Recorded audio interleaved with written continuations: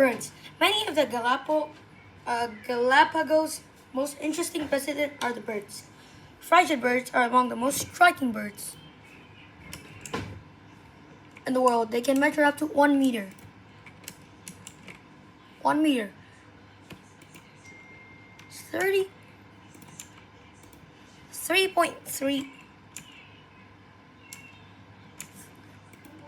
3.3 feet tall and have a wingspan of up to 2.1 meters, 7 feet.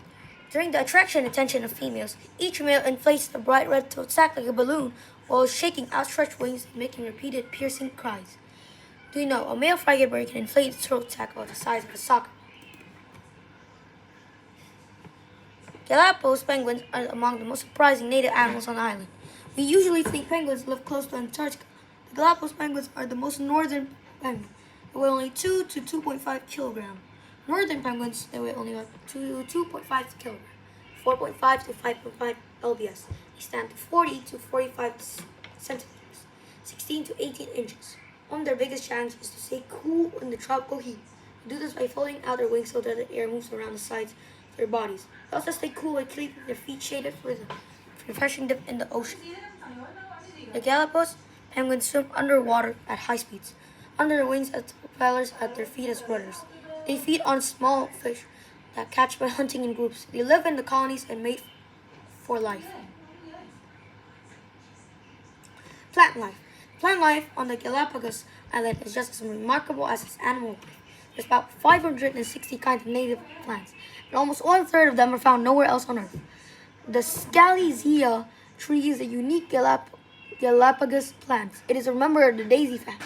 They grow high 24 meters, 78 feet, and grow in humid areas, high elevation, and it is considered with tropical flowers called orchids.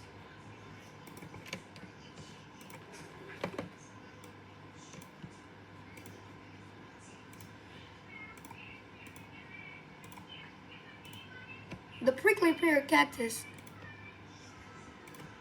grows low on the ground of many islands, but the island of Santa Fe grows into trees. The pads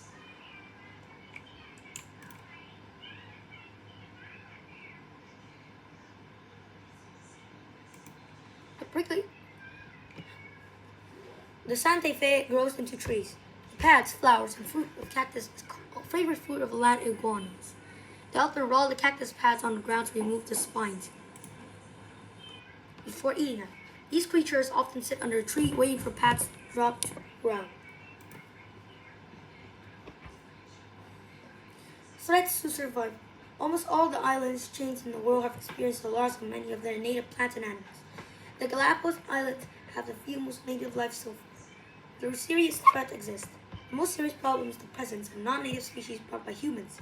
Cats, dogs, pigs, goats, horses, donkeys, cattle, and rats have all been brought to the island. Many of them became feral or wild and have multiplied rapidly. Tortoise eggs and hatchlings have been eaten many feral animals. So are other native animals. Feral animals also eat plants and native animals will otherwise eat. The island have many programs to destroy non-native animals so that native ecology can be restored.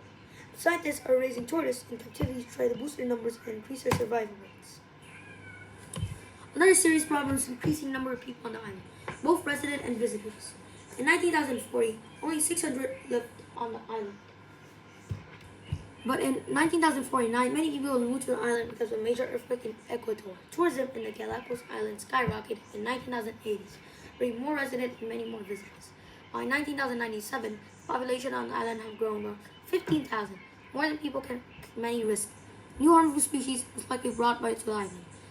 Natural resources are being overused by building materials and firewood. More animals being hunted for food and export, both on land and in the ocean. Pollution from tourists and supply boats is increased. By 2001, an oil tanker ran aground of the island.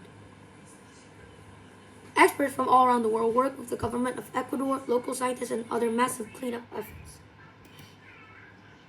To help preserve Galapagos Island, the government of Ecuador declared 95% of land national park in 1959 and 1986.